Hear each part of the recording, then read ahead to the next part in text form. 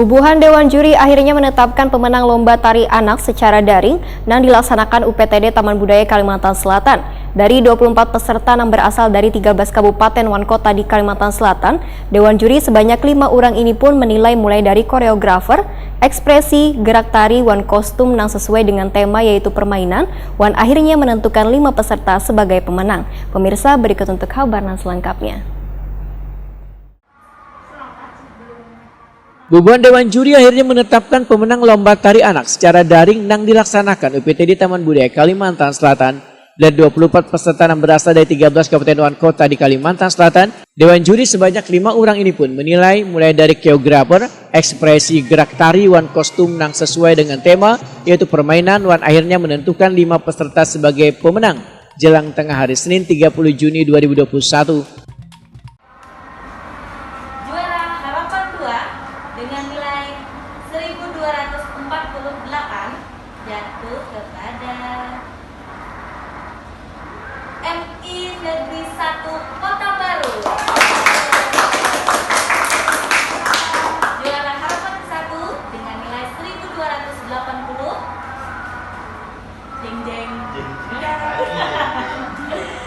dari SDN SN Kebun Bunga 4 Banjarmasin.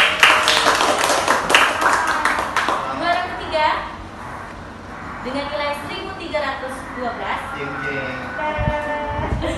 jatuh kepada SDN 2 Barikin. Ini makin tegang nih. Juara kedua dengan nilai 1344 jeng jeng dari SDN Ulu Banteng 2. Juara pertama dengan nilai 1376 jatuh kepada SDN Kandangan Utara 2. Ketua Dewan Juri Lomba Tari Anak Daring Dr. Anda Setiastuti MSN Wahtakuni Prima TV menambahkan, dalam tari anak-anak harus bisa membangun keceriaan yang disesuaikan dengan tema, mulai dari mengikuti irama dan mengekspresikan rasa senang maupun kada nyaman, sehingga harus jeli dalam membuat koreografernya. Setiastuti mengakui bila membuat koreografer anak ini sangatlah sulit karena harus menyelaminya terlebih dahulu, kemudian disesuaikan dengan tema yang dilombakan. Saya tema permainan ini yang disampaikan, tema permainan, lalu ada tema bagaimana dia mengangkat kekanak-kanakan atau bagaimana dia mengangkat keceriaan, bagaimana dia mengangkat konflik itu yang ada di anak-anak dan bisa diselesaikan. Nah, di dalam ini ada beberapa tema yang ada tema anak yang memakai unsur apa ya istilahnya, ada pekerjaan rutin yang dilakukan. Nah, ini memang agak sedikit perlu diwaspadai atau perlu disampaikan bahwa anak-anak memang harus belajar untuk bekerja, tetapi kita juga tetap dalam bukunya ingin juga bermain. Bagaimana tema itu, permainan itu juga muncul dari ketika dia bekerja, jadi tidak full untuk mengekspresikan pekerjaan itu.